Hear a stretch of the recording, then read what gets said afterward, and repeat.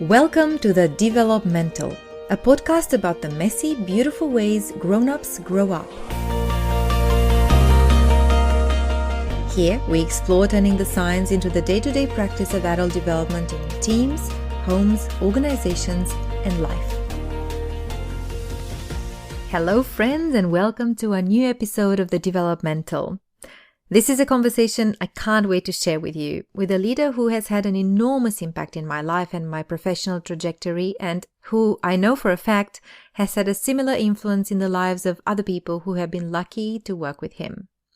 Mike Vierow is what I call a developmental leader, although he doesn't embrace that description and, as you'll see in our conversation, is quite humble about his own impact. Yet, I'm quite confident in describing him as such. Mike is the person to whom I owe much of what I do today, as he has been the one who enabled my PhD research by creating the context and opportunity for me to study the vertical development of leaders as they undertake profound learning experiences in an executive program. He was also the person who believed in the potential of the Vertical Development Institute when this project was nothing but the seed of a thought in my mind some years ago. He encouraged me to nurture that seed, and here I am today, recording this podcast with him and coming full circle to unpack how exactly he has managed to hold this space of growth for myself and others over the years. On the professional side, Mike has had experience in leading complex adaptive transformations and large-scale capability building in various industries. He grew up in Brisbane, Australia, and began his career as an officer in the Royal Navy after graduating from the world's oldest leadership school, the Royal Naval College in Dartmouth, UK. Following his military service, he worked in program management roles in technology and banking before joining McKinsey & Company as a transformation expert. Over 8 years at McKinsey, Mike worked at the intersection of strategy and transformation in unlocking the full potential of people and organizations. Beyond transformation, Mike founded McKinsey's senior leadership development programs that served Australian and New Zealand rising leaders and was responsible globally for the firm's research on teaming and psychological safety.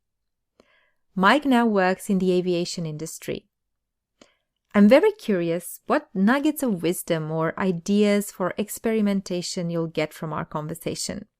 So without further ado, here's Mike Vierow.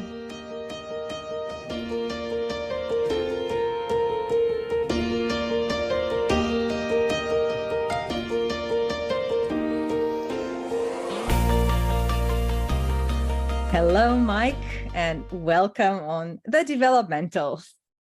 Hello, Alison. Thank you for having me. I have been an avid listener, so it's a really surreal kind of experience to actually kind of now be joining you live for something I've been listening into. Oh, thank you. This is so cool. This conversation is so cool, and it's such a full circle in so many ways, which I think we'll unpack together. But I'm very, very excited to have you here and nerd out on vertical development and leadership and who knows what else. Exactly. So maybe let's start with the start of how we actually met and how our paths crossed. That's right. And then I'd love to dive into how you came to be as a leader in the way that I found you as a leader and I met you. So I think it's 5 years. I was reflecting this morning thinking it's more than 5 years now. Wow.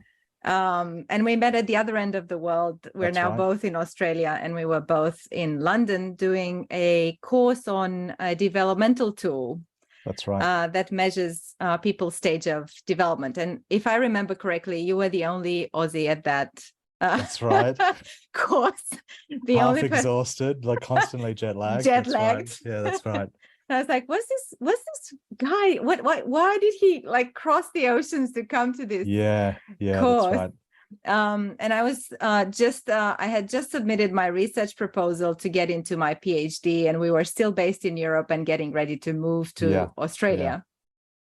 So do you want to share a bit of what had gotten you there? Like, what had gotten you interested in coming and learning about how to measure vertical development? What was the story? And I remember the the conversation, and it was a few conversations that we had, but I remember the specific conversation where you were talking about what you were about to begin in terms of your PhD journey, and that you were looking at Sunshine Coast, you know, in terms of, and I'd flown all the way to the other side of the world from, you know, this kind of big-ish country town being Brisbane to go on this very you know, like this very bespoke course, and just, you know, crossed paths with this amazing woman doing this amazing work, and she was about to relocate to an hour away from me. So the universe was synchronicity. Yeah, it was absolutely working to have us cross paths. I was so at the time I was at McKinsey, and I'd been given a lot of support to go away and develop and build something really unique in the leadership space. And I was really fortunate to be given so much support to do that. I did 8 years at McKinsey, and I joined there in about 2014. I guess the reason why I've been given so much support is because my career at McKinsey was sort of a tale of two halves, in that the first half of my time is just all transformation, working on, you know, really complex problems with amazing clients. And coming to the sort of, you know, tail end of that 4 years, there was a couple of things that happened, you know, at the same time. The first thing was that you know, my wife and I found out we were having twins. And so twins, you know, the impending arrival of twins, that will change the course of, you know, whatever, you know, plans that you had. But equally at McKinsey, I think what I was noticing about all of the transformations we were doing is that there was something more out there on transformation, and we hadn't discovered that kind of, you know, additional thing that we could overlay on top of all of the transformation work that we were doing. And I had a hypothesis that I think it's something about leadership during transformation. I think that there's something in here that no recipe or no process or no kind of, you know, following a rhythm, I don't think that's enough. I think there also has to be something that happens, you know, on the internal side of some of these, you know, some of these leaders in serious positions of authority and the work that they were doing, because the problems that we were facing, the problems that clients were looking at, they weren't procedural problems. They were, in some cases, they were, you know, genuine identity problems. You know, who were they as an organization, and you know, who might they, you know, have needed to become to be, you know, as successful in the future as they had been in the past. And it's tricky to think that that a process or a recipe is going to get you there. I think that it was, I knew it was something more. I just couldn't get my arms around it, because the leadership space is just so, you can really get lost at sea in the leadership space. And so I think you were looking to almost unpack the internal process of transformation, the psychological process of transformation leaders would undertake as they were leading organizational transformation. You had a sense that those two streams would go together, in a sense. I wouldn't give me that much credit, you know, because at the beginning I was just a novice. I really was. Yeah. I just had a hunch. Yep. And I think that I was so lucky to work and to discover, you know, people like you and a lot of the people that we have worked with over the many years we worked together. I was just so lucky to kind of come across folks that were truly able to kind of, you know, drag me up from that kind of novice state. And I was very much at the beginning, I had a hunch that there was something more. But maybe, you know, that maybe the reason, what sparked my curiosity, I think, was I began my, if I go back to the beginning, I began my working life in the Royal Navy. So although grew up in Brisbane, I had this, I don't know, ambition or courage or stupidity to kind of convince myself that, in fact, the really vulnerable, slightly embarrassing story is that when I was like 9 or 10 years old, I watched a movie called The Hunt for Red October, and I watched it like 100 times when I was that age, and that was it for me. I just went, hey, I'm just going to join the Navy, and aren't I lucky that I don't really Wow. have any doubt about what's next for me after school. And I didn't know that about you, Mike. I didn't know well, you knew yeah, so early. I knew really early, and I had the gift and the curse of knowing so early, because Yeah. once the Navy told me what grades I needed to enter the Navy, I achieved just those grades at school, and not a single grade higher in any subject. I achieved the minimum, I needed to achieve to chase after my childhood dream. And so I joined the Navy at 18. I was really lucky in that, for those who don't really understand the military, the military is broken apart into officers and sort of and enlisted men and women, and so I was very lucky to go in as an officer. So I entered the Navy as an 18-year-old officer, and so immediately you're in a position of authority, or a position of responsibility, and Puts you on a it's leadership path almost directly, in a sense. precisely. Yeah. And so I joined the Royal Naval College in the UK, which is at Dartmouth, and I was there for a year, and they were trying to turn me into someone who, could be respected as an officer. And I think that if you were to ask anyone, if you were to ask anyone what I was like as a junior officer, I was terrible. I made all of the mistakes that, an 18, 19, 20-year-old that you would expect them to make, being in a position of authority at such an early age. It was just, it was such an incredible learning environment for me. And I was very young. The average age was typically after university. So I was kind of surrounded by sort of 22, 23-year-old, sort of older brothers and older sisters. And so many of them, were good to me in kind of, raising me, as a kind of later stage teenager, early adult. And I also made all of the mistakes. I remember, I'll never forget, very early in my career, I had one of my older brothers pull me aside, and he said to me, you really need to remember that when the junior sailors, when they salute you, he said, you need to remember they're not saluting you. They're saluting the position that you hold.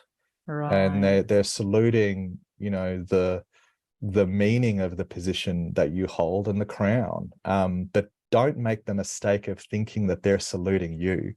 And honestly, he was giving me that advice because I think he could see that I was making the mistake of thinking that I deserved, people saluting me as I walked past. And I was drifting into that, kind of, I was drifting into that kind of fallacy of thinking that it was me and not the position that I was very fortunate to be in. Can I ask just a quick question on this one? I know you'll continue the story, but I think this is a really interesting origin story for something that I know about you. And you do have that self-deprecating almost style about you, where I always felt like you don't cling to the formal positions of power that you might have been in. And I wonder if it traces back a little bit to that kind of moment. And what has that meant for you? Like, how has that made a difference that you separate the position from you, instead of identifying with the position? What's been the impact of that? Well, hopefully the impact has been both good for me and good for the folks around me. But I think the reason why the story I think the reason why that moment stood out for me is because and I had that advice really young. You know, I was probably 20 or 21 when you know, I had that older brother pull me aside and go, listen, um, I think the reason why it has stood the test of time is because I think that it can be really alluring and really attractive to begin to identify with the role. And so I, by no means do I think that I've kind of conquered that part, you know, of, you know, or conquered that trap. I think that story stays with me because it's almost a way of sort of self-tracking, you know, Yeah. hey, you know, sort of when are the times that actually, you know, I do begin to, you know, over-identify, you know, Yeah. with the position that I hold, and how do I kind of, you know, how do I use that story to kind of, you know, rein me in? Because I think the human ego it'll yeah, Yeah. it's just so easy. It'll just you really will kind of it's so easy to kind of fall into that trap. So that story has stayed with me, and it's one of the many experiences that I had as a very young, you know, sort of leader. And so coming back to you know, that midpoint in my McKinsey career and that hunch I had around leadership, you know, I think looking back now with the benefit of hindsight, I think what was happening for me is that, you know, I just had been a student of understanding leadership, or trying to understand it. I think I'd been a student since at least 18, you Yeah. know, and so you know, somewhere in the region of sort of 15 years plus, when I was at that midpoint in my time at McKinsey, you know, I guess I just kind of went, hey, I think I want to sort of pick up this kind of thing that I've been, you know, kind of dipping my toes into, trying to understand the personal reasons, and, you know, try and see if I can come up with a perspective that where I can either make sense of my own journey and make sense of the wisdom that was sitting behind some of those stories that, you know, or some of the advice I was given, you know, what's the kind of wisdom Yeah. that sat behind that, if I can kind of figure that out, and maybe bring that back to some of the work we were trying to do at McKinsey, which was really, it was big work, and that was big work in both the private, the public, and the social sector. So that is such a long answer Nah. to, you know, how did we find ourselves meeting on that course in London? So, but that's really Oh, how it it's came about. yeah, and I I think it's watched a so movie when cool. I was 9. It's it it is so cool because I think there's something, I don't know, sometimes in us that we are actually like, we feel there's almost like a thread of life pulling us, Yeah, and we yeah, kind of hold on to it. But it also explains some things that I've learned in the 5 years since we've known each other. yeah, Because I remember in that London workshop, you were talking about this program that you were a dean of at the time. That was this cross-sector, cross-industry leadership program whose aim was to create this really generative developmental environment for leaders to explore those questions that you were yeah, mentioning around identity and personal growth, and how that actually then impacts their capacity to lead adaptively. And I remember how passionate you were about that being a laboratory for experimentation. yeah, And to kind of bring in my own thread in the story, the synchronicity goes forward because my research proposal, which I had already written and submitted, was yeah, all about studying vertical development within an executive leadership program, which at the time of writing the proposal, I had no idea what that program was going to be. I just had this yeah. stupid That's right. faith in life Yeah, that it's yeah, gonna, the yeah, program is gonna emerge. So yeah. then Not you were so stupid sharing after all. Yeah, not so stupid, or yeah, naive, I don't know. But yeah, when you were talking about, oh, we're doing this program and, you know, we're looking at transformation of leaders, and I was like, oh, that is so interesting. yeah, And I do yeah. distinctly remember you saying, oh, I think we've got the program that you actually are looking for your research. So that was how a beautiful learning partnership It emerged, was. where It was. And believe me, we needed you way more than you needed us. You know, you could have picked any program, but I knew that it was just I knew what you were doing was breaking into new ground. And that was just so interesting and exciting for us. So for me, it was, please, can you pick us for this work? That was terrifying. I remember that very clearly. And actually, terrifying is something that I'd love to zoom in on in this particular conversation, because I think, and the reason I was so excited to bring forth some of the underlying rationale for some of the things you are doing as a leader is that I felt in many, many ways you've created developmental environments around you. You've done it for me as I went through my research, and you've done it for other people. And we were researching how leaders grow and how development happens. So for me, there's something really powerful in walking that talk. And I know it's always imperfect. And you've said in many conversations we've had, oh, I'm only learning. And I know you are. But there's something about that thinking around risk-taking or seeing the potential in something. Like, I think what I was trying to do was pretty out there, a bit edgy, a bit risky. And I wondered for a long time, what made you take that risk and go, okay, I'm gonna, bring this research into the program and see what happens. What happened? What happened? Oh, I wish I could give you a simple answer. I'll try. The truth is that, you touched on it, Alice, and you touched on that kind of that idea of developmental leadership, and I think it's important. I'll try and define it. Yep. As I understand it, but I know there are going to be better definitions out there. But the way I kind of think about developmental leadership is that, there is a leader typically in a some version of a position of responsibility or authority, and through their leadership, others become bigger versions of themselves, and it's either the leadership or the environment or a bit of both. And I know that there's some magic in there, but I guess the reason why I wanted to pause on that is because of all of the of all of the work that I did in this space, kind of following my hunch, and trying to understand what's in here.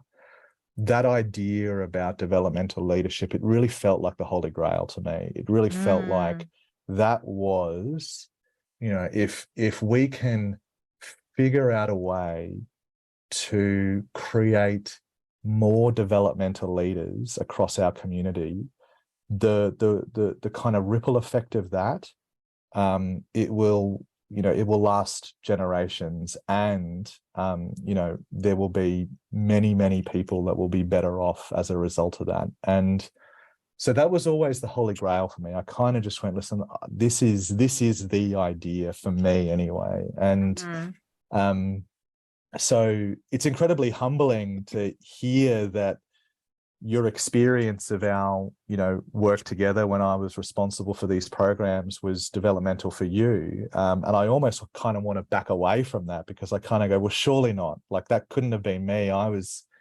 all the time I was trying to figure out how to do that, and how to codify it and how to speak to it. And meanwhile, there was, someone very dear to me who was actually, kind of, having a lived experience of that. So I want to back away from that. But at the same time, I know that, I won't rob you from that experience just because I don't want to hear it. Right. So, yeah, thank you. That's generous of you. That's right. So, sorry, you go. No, you go. Well, but the risk-taking question,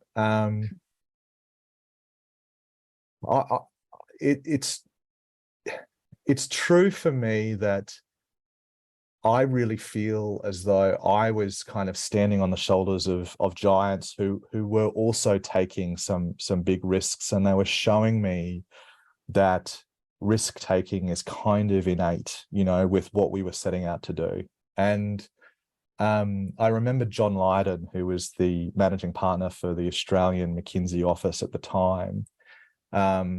John Lydon provided a lot of support and a lot of input to the sort of foundations of this program. And one of the things that we were setting out to do is we wanted the program to play its part in addressing, gender imbalance at, senior levels of organizational leadership. And so we invited, usually we invited, somewhere in the range of 50 to 60, sort of Australian organizations, and they were public, private, and social sector. One of the requirements, though, beyond sending their high potential talent and also kind of just getting the layer right, usually it was kind of, that sort of, 15, plus years of experience, high potential, and usually those folks kind of sit in a particular layer. But John said, every organization gets 4 places, and it has to be an equal gender split. This was back in 2017. And I'll never forget that we hadn't really even gotten started. And this really important organization just said, great, we want to be a part of this, but we just don't have female leaders at that level of our organization. So we'll just send 2 men. And I went back to John and said, oh, hey, John, listen, we set out to do this, we tried, but this organization, I guess they're kind of asking for permission to sort of not do this part of the criteria. And I won't, that conversation with John stayed with me because John just said, well, they can't attend. Like, I'm sorry, they're not coming. And let's make some bold calls around this, Mike, because we're not going to change the course, or this program won't play any part in changing the course of that gender imbalance if it's not willing to kind of hold some of these principles, hold on to some of these principles and be courageous against some of these principles. And so that organization, that they weren't able to attend. And the following year they did, because they, saw how serious we were. But,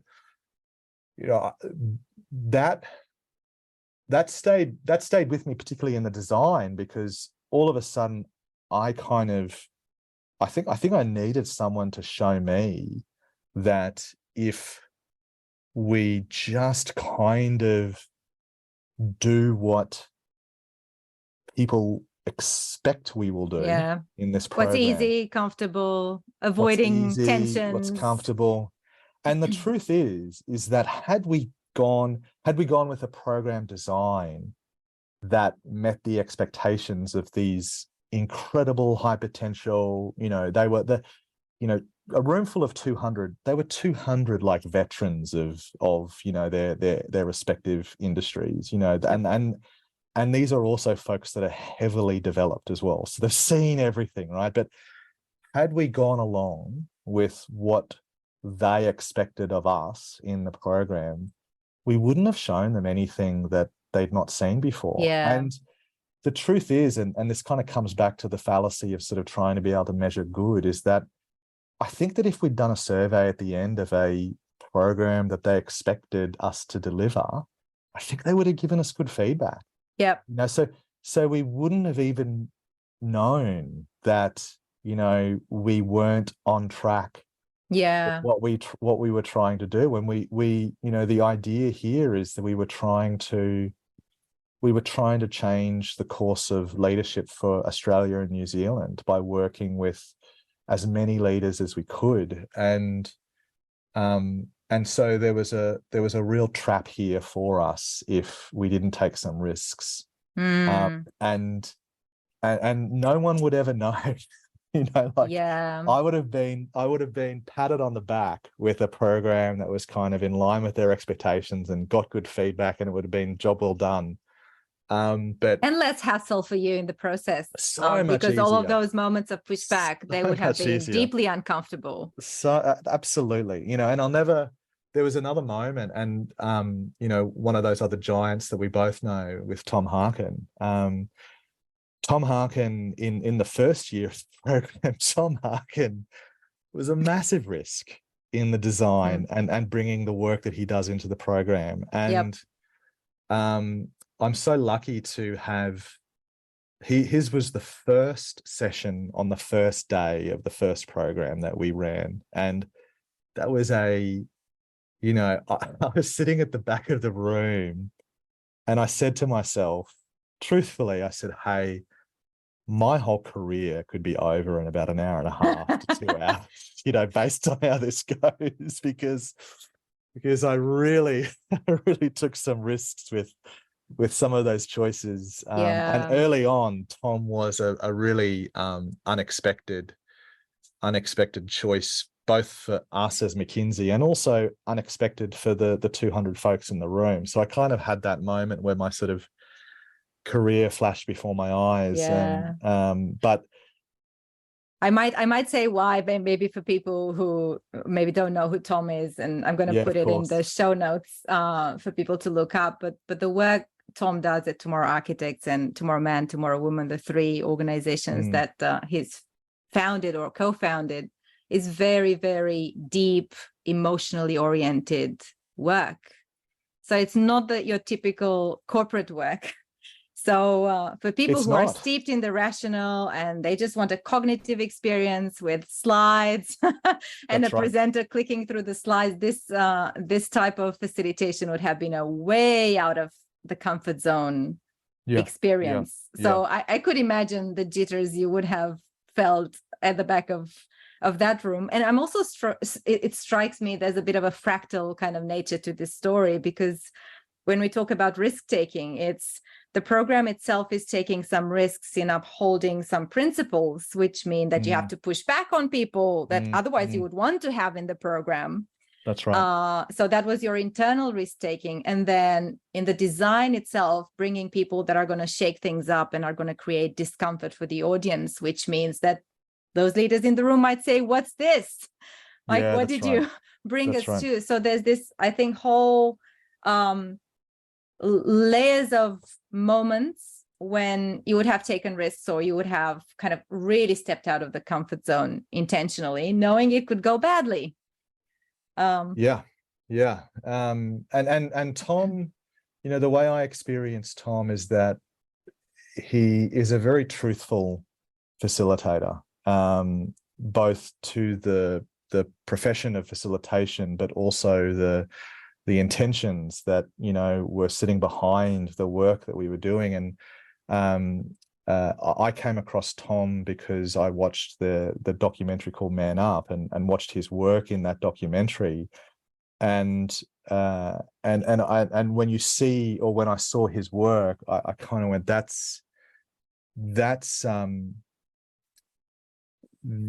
to me had a good chance of beginning a developmental experience where maybe we as a group, including me, we needed to start with someone who is able to really genuinely embody and role model truthfulness to us. I first came across Tom when I was watching the ABC documentary called Man Up. And Man Up was a documentary about addressing some of the sort of, archetypal definitions of masculinity in Australia. And of course, through that exploration in that documentary, they go and observe Tom, who's working with a lot of, at the time, working with a lot of high school boys students and really sort of facilitating, again, truthful conversations about what does it like to be a high school boy in Australia with some of these stereotypes.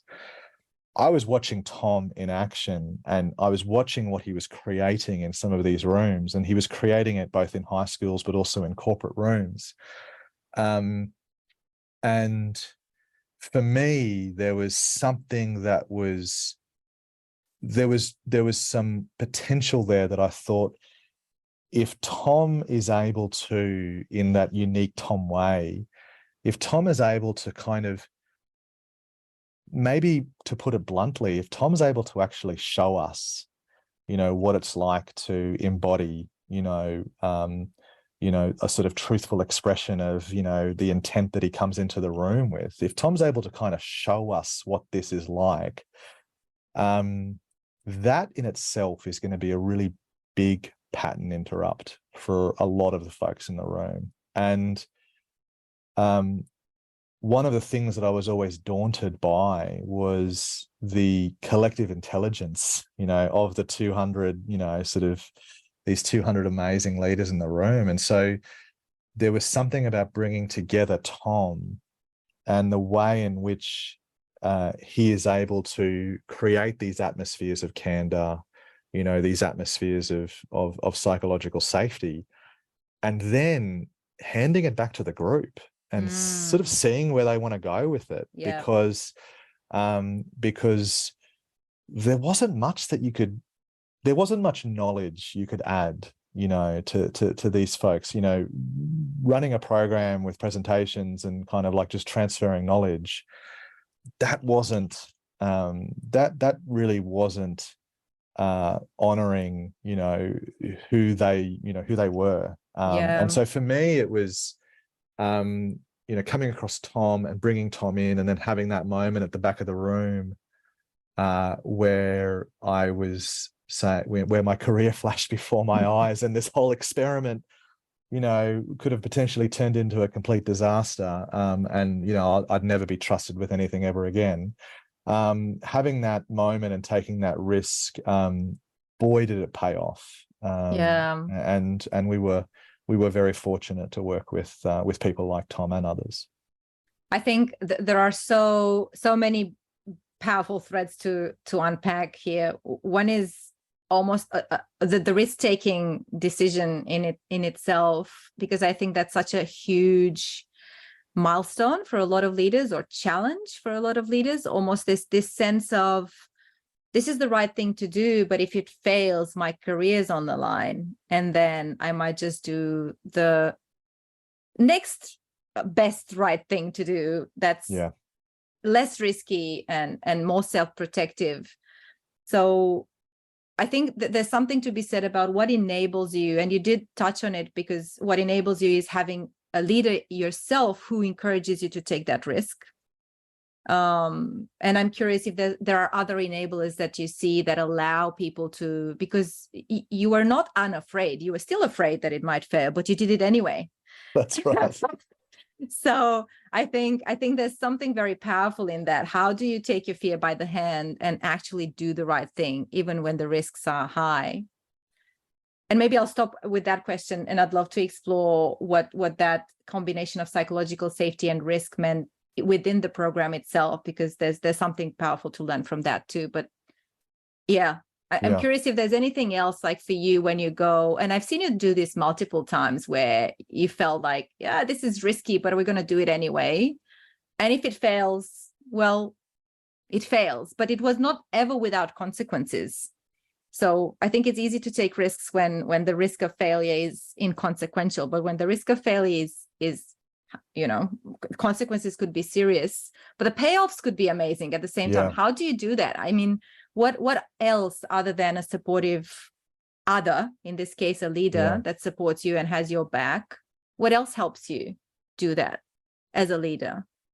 The question you're asking it's just such a great question. It's also just a big question. And yes, having others show me, the way to do it, and also have my back, that was certainly one piece of the puzzle. I would say that another piece of the puzzle was, I was really lucky to work at McKinsey. For all of the things that McKinsey is a risk-taking organization. And so there was also something entrepreneurial about the culture that was there.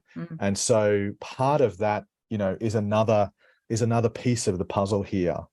But I'll give you an answer that I don't think I've kind of fully lived into yet, but I think it's kind of where I've been heading. And strangely enough, I think I always was able to see that I was coming from a place of love, and that gave me so much. It was a safety net. You know, strangely, it was a safety net. And I say that I haven't fully lived into that because that feels like a really huge statement to, you know, to say. It feels like a huge thing. You know, it feels like a huge way to live your life, to kind of go, hey, listen, you know, as long as, you know, love is my safety net. So, you know, like, how could I ever, you know, sort of be scared or, you know, kind of, you know, be worried about any of these experiments? The truth was, is that I was really worried. And the truth is that, you know, I'm sure you can remember a bunch of times where things just didn't work. Yep. They just completely fell on themselves. And, and, you know, I always kind of went, you know, I always told myself, number one, you know, there has to be some degree of failure, because if there's no failure in the work that we're doing, then actually, you know, the only thing we can tell from that is that we're not taking any risks. We're just playing it so safe. So I knew that there was always going to be failure. And I remember being in that program or other programs that we've been a part of where things have just completely imploded. But the place in which I started from, in putting things back together or sort of recovering from those experiments was love.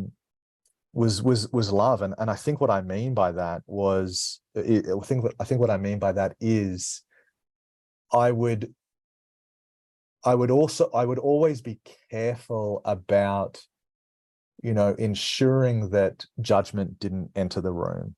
Because when the failure happened. Yeah. Because that can really, you know, kind of burn risk takers. You know, when it's kind of like, hey, you take a risk and it doesn't work and judgment enters the room, and, you know, those risk takers will sit there and go, well, why would anyone ever do this again if you're gonna cop this judgment? But, you know, I would sort of, I would use love as my safety net. And I think what I mean by that is I would kind of say, we really respect you. We really respect your time. We also are hoping that that you can see our underlying intention here. And help us here, because if a part of the program that we're working on here just hasn't added any value to you and it hasn't worked, then the best thing that we can do together is figure out how we make this better for the next class that's coming, you know, kind of behind you. Now, did that always work? No. Was I dragged into the room with participants and yelled at a bunch of times? Absolutely. Absolutely. And every time I did that, I went, you're absolutely right. You are right. You've got this, and I'm so sorry. And we got that wrong. But I still loved them, you know, because I knew that where they were coming from was a place of, you know, they had the intention to learn within a precious, you know, period of time. And so, you know, like, there was no judgment from my side about, you know, the criticism that they were sort of offering back to us. And I always knew that there were those, you know, there was, even in the judgment, there was some wisdom that, you know, we can take away and we can learn. So I think that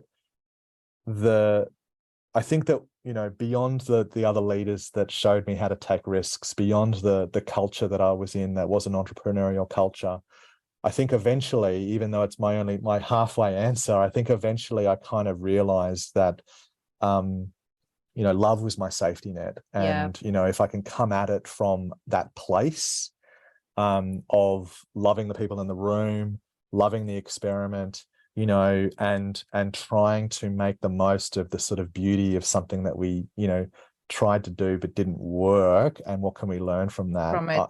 That felt like a way to do it where I was able to kind of keep my integrity, Yeah. together. And it would also help you withstand that discomfort, that fear, that anxiety that came with the risk taking. In a sense, it did. Yeah. It did, and I think the reason why I'm still living into that answer is because I don't think I realized at the time. Yeah. It took me a little while to kind of figure out, what was internally happening for me and making sense of these bold moves, because they did look like bold moves. Yep. They were bold moves. they did look, but they, that there was something happening for me which was able to take the heat out of that. Yeah. Because otherwise I wouldn't have had the courage to do it. I think it touches me on so many levels what you're saying, Mike, because you do know, and I've shared with you, that the one big finding out of the research we co-created, and you created the space for me to do, was that people transform when they're able to withstand their negative emotions.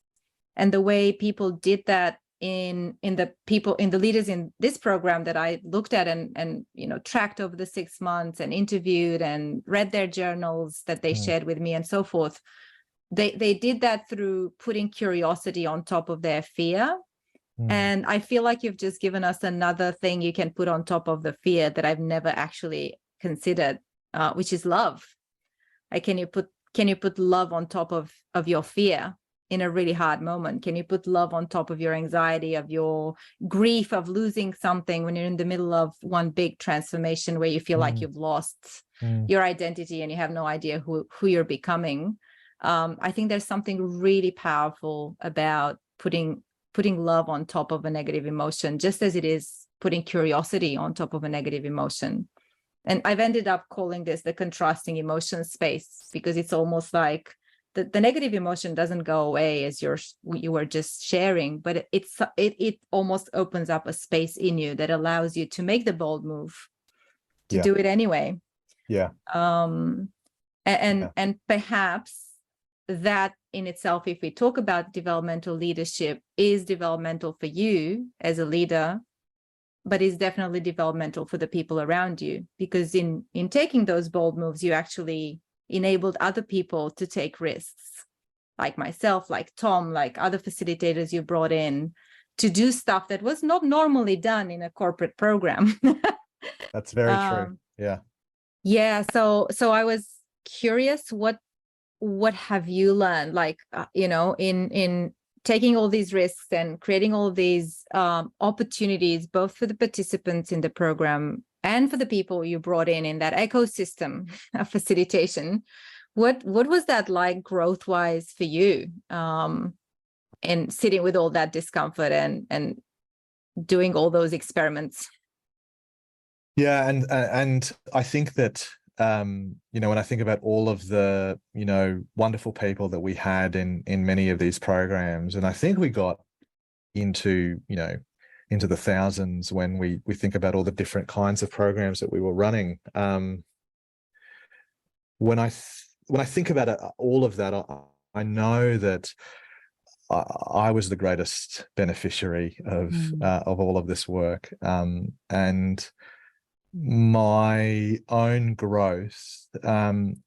Truthfully, it changed the course of my life, and I don't overstate that at all. Wow. I was so lucky to be given the chance to to be given the support from McKinsey at the time, which is, hey, if you think we can achieve transformations better and with more long-lasting results, and you think that, and your hunch is that that's through some kind of transformation of the leadership capacities, in the context of a transformation, go figure it out and bring it back to us, and we'll sort of we'll integrate that. And I think that over the course of the sort of 5 years where I was responsible for this work, I think that's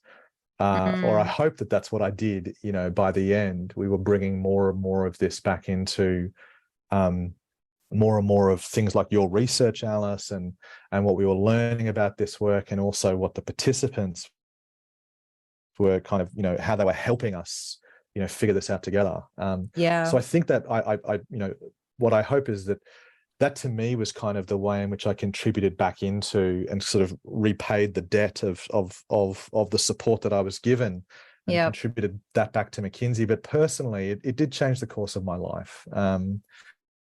I think I'm a far more humbler person than you know I would have otherwise been. And you know, one way that I think about the way that I develop, or maybe one way that I describe the way that I developed as a result of this, is that I think I see and I hear more. And that is such a precious gift to have received. You know, sort of at the back of this process, and I think that the application of seeing and hearing more, and you know, we did a lot of work with Ron Heifetz from the Harvard Kennedy School as a result of this. And you know, if I was to say that, we talked a little bit earlier about you know, developmental leadership, and Bob Keegan, also from the Harvard School of Education. Bob Keegan kind of brought that to life to me, you know, during one of our conversations. That was a really foundational idea. That's a big idea. And the idea of seeing more. Well, the idea of developmental leadership, you know, we talked about how big of an idea that is, and that to me being the Holy Grail. But another way of thinking about, you know, kind of, well, beyond people becoming bigger versions of themselves, you know, is there a business outcome? Is there a kind of, is there a, you know, another social outcome, you know, besides these individuals becoming bigger versions? That is definitely a question I'm holding, and I'd love you to speak a bit to that, because there's this personal growth that occurs, but then what do you see as being the outcomes? And I think I owe that to Ron Heifetz, because Ron gave me this idea around what he calls diagnostic integrity. And the way he explains, or at least the way I heard him explain diagnostic integrity, is, you know, that the challenge of seeing a problem for what it really truly is, you know, being able to diagnose, you know, business or social problems, and, you know, having integrity, you know, or bringing a truthfulness to really genuinely being able to understand the problem. And so when I say that I am able to see and hear more, that puts me in the position of being able to be and bring more integrity to that day-to-day diagnostic process that, you know, all of those leaders around the world are doing every day. You know, they're kind of, they're seeing problems, and they're, counteracting those problems. And so for me, that big idea around diagnostic integrity, that to me is the, what I would call the sort of the payback, if you will. Yep. You know, maybe even a measurable, you know, for all of those kind of, you know, capitalists out there, maybe even a measurable payback of having, bigger versions of all of those leaders, you know, in their organizations. And I think that when I think about the hurdles that get in our way every day and kind of stop us from being better diagnosticians of problems, you know, I think about how often we want problems to kind of, you know, match our expertise. Yeah. Or how often we want to help our people by actually solving the problem for them, you know. And sometimes, I mean, I was reading some research the other day that I think the neuroscientists are figuring out that we even see adaptively. We, you know, our eyesight adjusts itself for our own survival. And so I was sitting there going, here's another piece of the puzzle as to why, as humans, we almost have no chance, you know, of being able to see problems for what they are. We're so wired, you know, to see what we... to misdiagnose. Yeah, to misdiagnose. We're so wired to misdiagnose. And so, you know, like I think that that diagnostic integrity that comes from, you know, leaders that, you know, take on the challenge of development and they become bigger versions of themselves. I think beyond their own happiness and you know finding their, you know, the meaning, you know, in the way that is unique to them. I think another benefit is that organizations get these problem solvers that are just better. It's just a truth of this. And it's my own journey as well. That the seeing and the hearing more means that in any transformation that I'm working on, I would hope that I'm predisposed to figure out what is it that we're looking at better than I used to, you know, 5 or 10 years ago. And here you're talking about those types of problems that Ron Heifetz would call adaptive problems, those that just don't have a technical solution. There's not one way to solve it. Nobody's ever solved it before. So they're really messy, gnarly, and ambiguous in so many ways. So then would it be fair to say that that's seeing more? I would be curious if you any example comes to mind for you where, you know, what is it that you see more of? Like when you do grow, when you're able to be that bigger version of yourself. And I'll share with you my own example. I feel like the environment you've created for my research, because in a sense you were not my formal manager, but you were the program owner. So there was this collaborative relationship.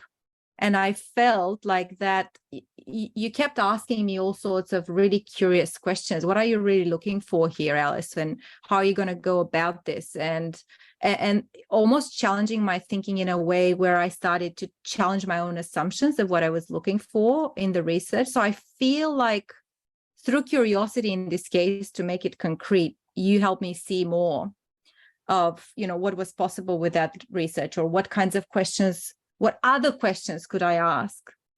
So yeah, I'm curious if you feel like, if you can articulate, what is it that you feel like you see more of, or what do you do as a result of seeing more? Yeah, it's the right question to ask, and the outcome, or the kind of, I mean, I guess the observable part of what changes is that you do slow down, right?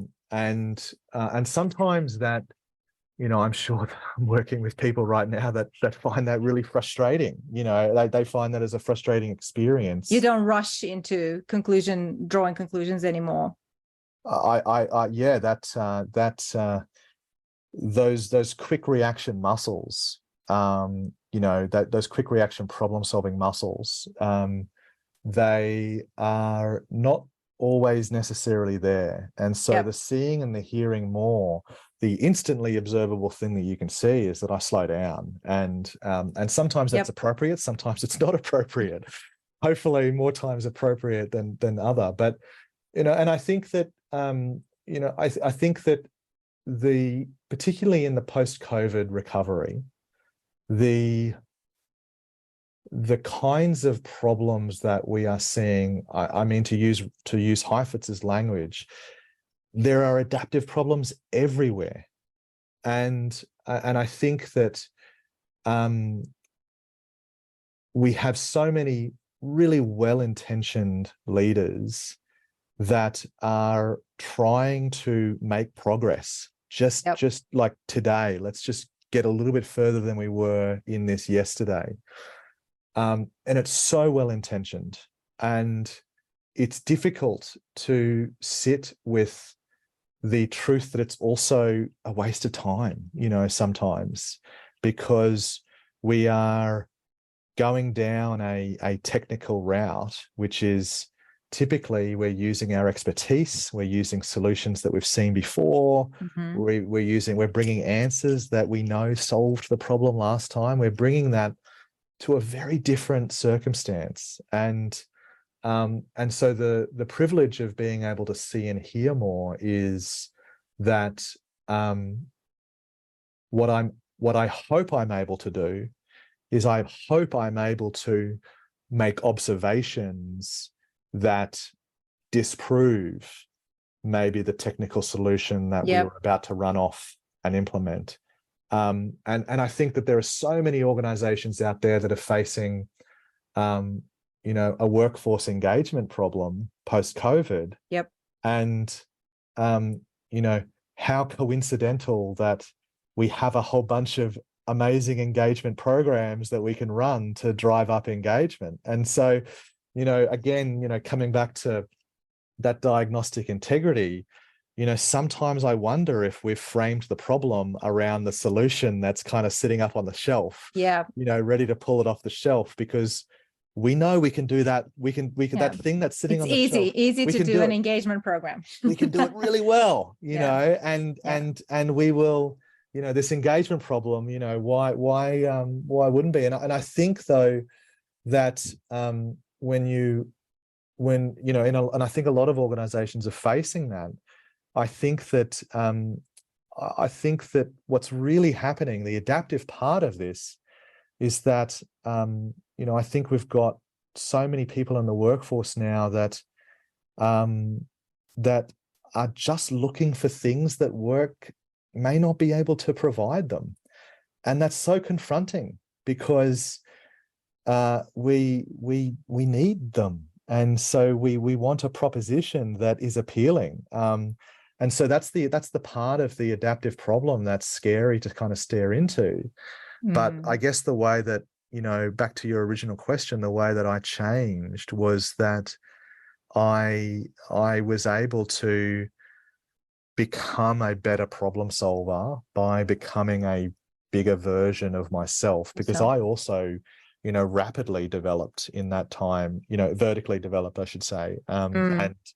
And now I really hope that, others would also agree with me, or at least the people I work with, they would agree that, I'm a better problem solver now compared to the one I was, 10 years ago.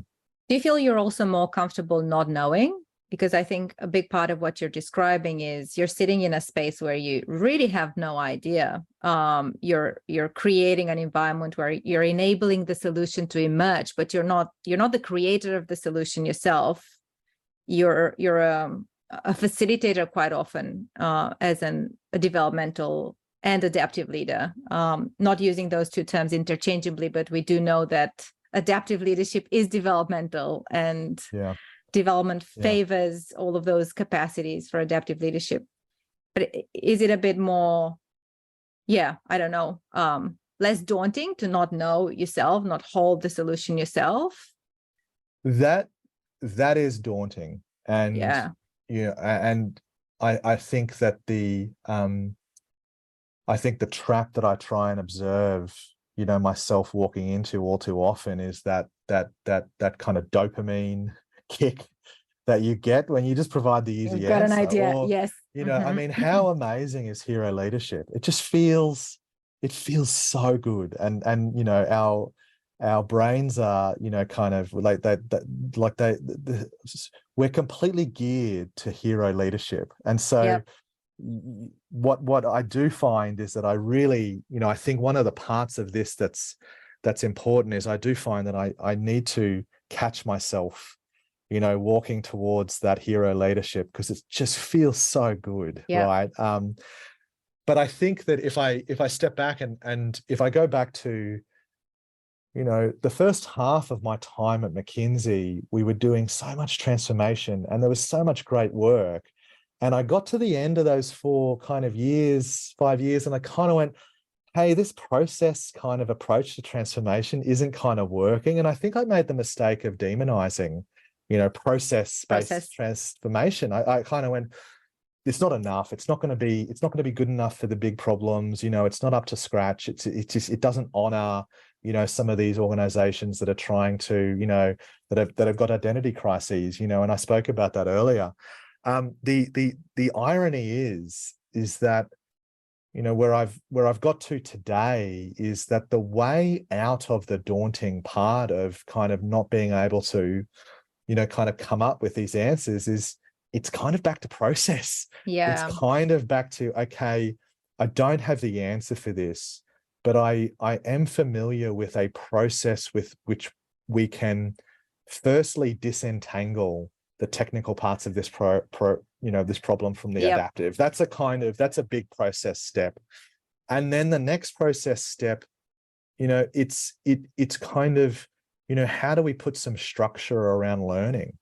And it's not the same process, because I think that it is a very different process, but it still is, a process of leadership that I can bring to some of these problems, because we do need to have a process of a bunch of first steps that we're going to try, and most of them won't work. Some of them will, and then we take the second step. And so I think that, as daunting as it is, looking at the curliness of some of these problems and kind of doing some self-management to keep me away from the hero leadership, I think that what does give me peace of mind is that I think that there is a structure that emerges, and there is a process that emerges to some of these harder transformations. But you do need developmental leadership, because that's kind of innate to experimentation. It really, it's such a precondition to experimentation and this kind of diagnostic integrity. Without that, you just end up down a technical path, and you're just going to waste a lot of people's time. So those two ideas, they keep coming back to me, and they are almost like the kind of modern tools that I was the beneficiary of developing, through the work that we did together. And I think you're also speaking to, and as I'm pulling the threads, the many threads and the many doors we've opened here towards what might be the conclusion of this conversation, although I feel it could go on. There's so much more that you kind of unpack that I'd love to dig into.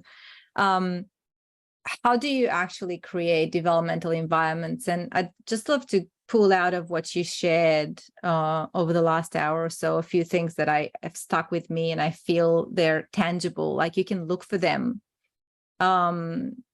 There's and they were playing out in the very design of that program that we were talking about, because that program was meant to foster vertical development. So it was not a program meant to pour more content into the brains of these already very knowledgeable leaders.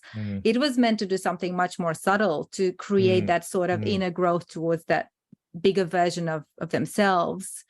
And it seems to me like there's always this fine line between, can you create a supportive enough environment where people feel safe to be themselves, to try stuff, to fail?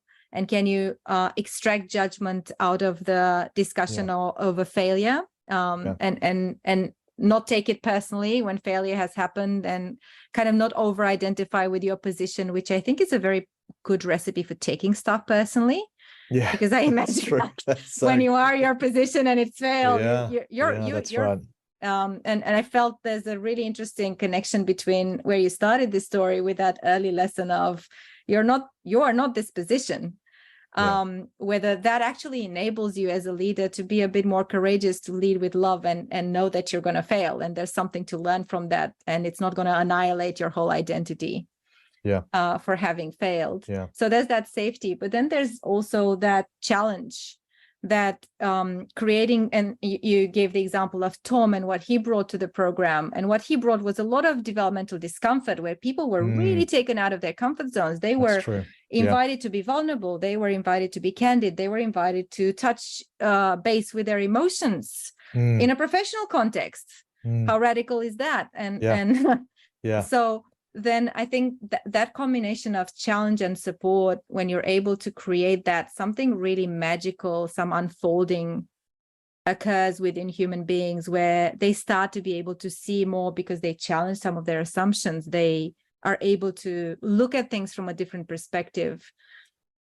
So I wonder if I missed something important in that. This is not a recipe, but I'd love people to kind of reflect, and especially leaders listening to this, what is it that I'm doing that might be developmental for my team, and how am I growing in the process? Oh, there's one more thing I think that I think you touched on with multiple examples, is this iterative process of experimenting with stuff where you'll take multiple risks, but they'll not be the biggest risk you could take. There'll be a significant enough risk to learn something from, even if it fails, right? But then there's that challenge support kind of source that allows you to even take the risks and make the experiment, do the experiment in the first place. What else is there in that soup, developmental soup? Listen, I think that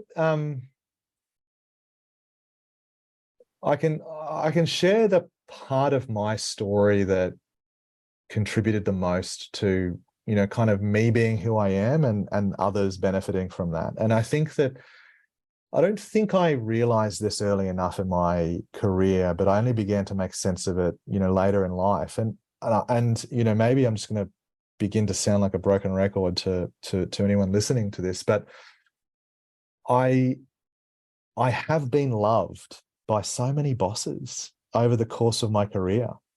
And what did that feel like? It felt, and you touched on the challenge and the support, but it felt as though I was able to get things wrong, and their support and their encouragement, but ultimately their belief in me, was still going to be there. Yeah. And that for people that are on the receiving end of belief in you, I mean, it is such a tailwind over the course of your life. And so, initially, I think I wasn't interrogating enough what was happening. I wasn't interrogating like this feeling that I had, and also who they were to be doing this. But I think later in my career, I began to kind of interrogate, what was it? Why did they do that? What was it about them whereby they were this source of, they believed in me and they believed in others around them.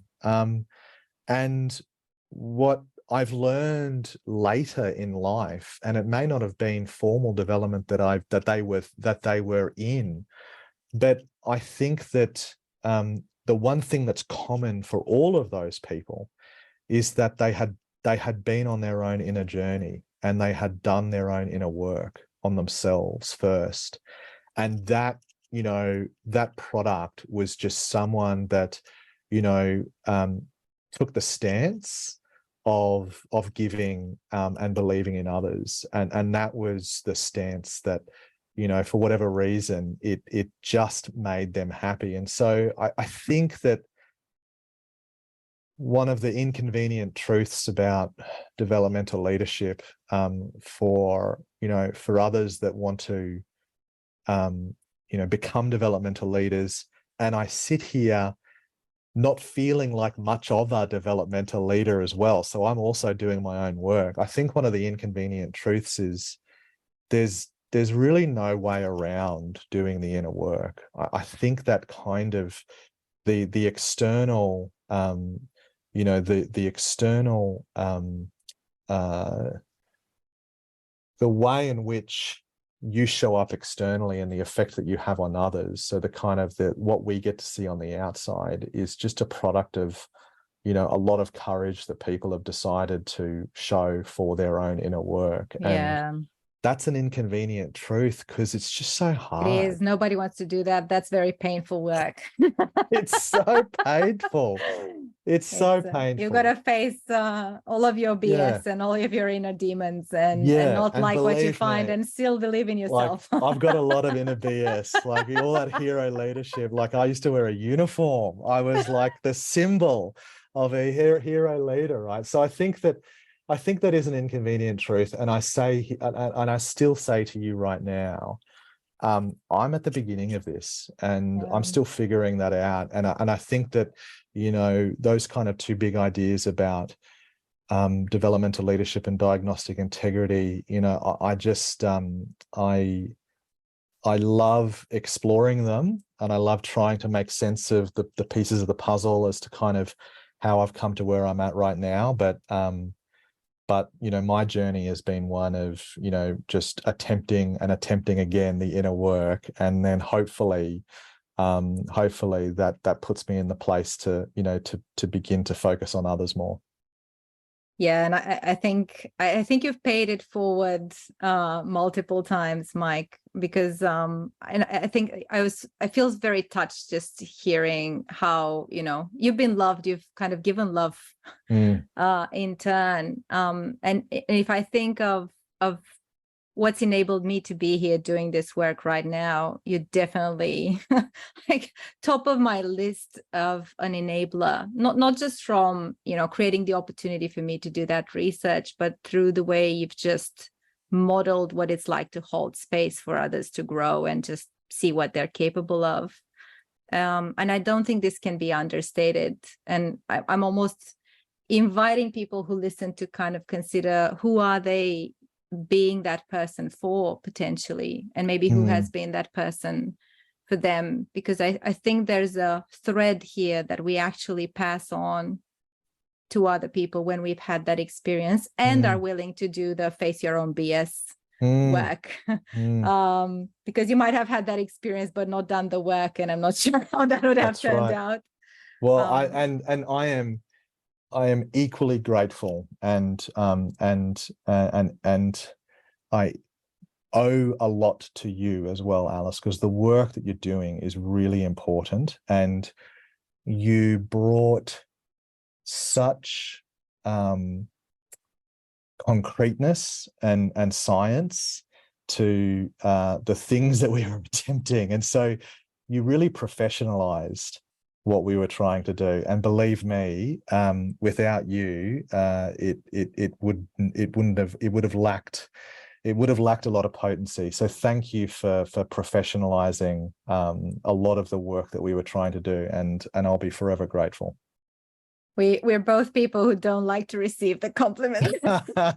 I saw you squirming. It feels so deeply uncomfortable. The listeners don't get to see you squirming, Alice. That's right. I am definitely squirming. I'm a bit hot too.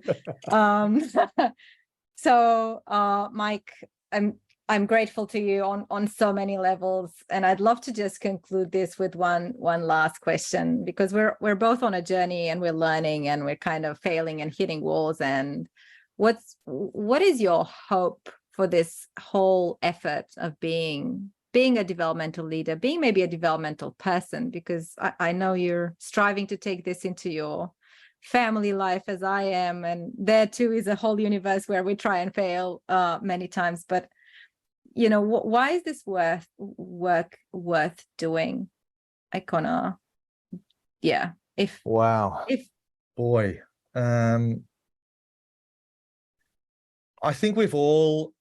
think we've all had experiences that we wish our kids will never live through, and that our friends will never have to go through, and I think that some of those experiences have shaped who I am today. And I think naively, and maybe just naively, I think I can do something, in the world to reduce some of those bad experiences, whether it's exclusion or whether it's, just, kind of pure, projected meanness and stuff like that. I think that we all go through those. moments in our life. And why do we do this work? Why do I think it's so important? Because I think we can reduce the volume of those negative experiences that too many of us have lived through too many times. And so I think about the world that my children are going to grow up into, I hope that they are surrounded by more and more of these leaders that just have the generosity of spirit to believe in them. And because what I do doesn't count as far as my kids are concerned. Like, who cares what dad? But I hope that what we put into the system comes back to the ones that we love very much, and the ones that maybe we know that are deserving a lot of this out there in the community. It comes back to them too. And I think that I'm naive enough to believe that there's a chance that some of this will actually work and translate through to that outcome. Yeah, I love that.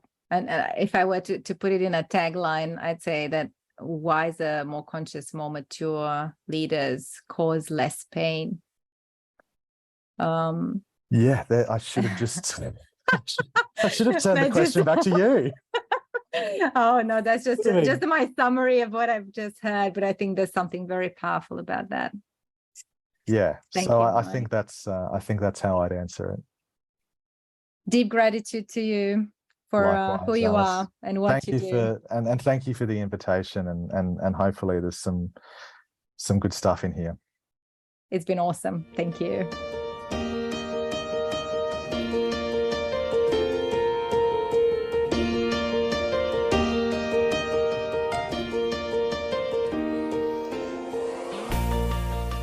This conversation has been both inspiring and emotional for me. It was a powerful reminder of how much impact you can have in others' lives just by the way you show up. A few things stood out. Developmental leaders are people who create the conditions for others' growth. And to do that, it really helps if they themselves are willing to look inwards, face their own shadows and patterns they might not be proud of, such as the temptation to jump in and save the day from a hero-leader attitude. I also learned that it really helps if leaders don't identify with their formal position. You are not the title on your business card. Staying humble and real and keeping a tag on your ego then helps you be bolder about taking meaningful risks and allowing yourself to fail and learn something in the process. It also turns out that when you don't identify with your formal role, you're more likely to not identify with either your successes or failures, which in turn can be very liberating. I learned that having an environment that gives you freedom to do things differently does matter. So does having people who see the potential in you and offer their support even when the going gets tough. I will also add that while this conversation with Mike was focused on individual work, choices and lessons of a leader, which enable them to be a developmental catalyst for others, in reality, no leader operates in isolation. Your context matters. The system you're embedded in matters. Vertical development is never a solo journey. That's something we will be exploring in other episodes. So I'm very curious to learn how this conversation landed for you. What have you taken from it for your own practice? What questions or reflections did it leave you with? Feel free to share the comments on this episode and have a look at the resources and references I added to the episode notes. Some very cool thinkers Mike has brought into the conversation, so hopefully you'll explore and find value in their work. That's it for today, my friends. Until next time, stay conscious, stay curious, and whenever you can, stay wise.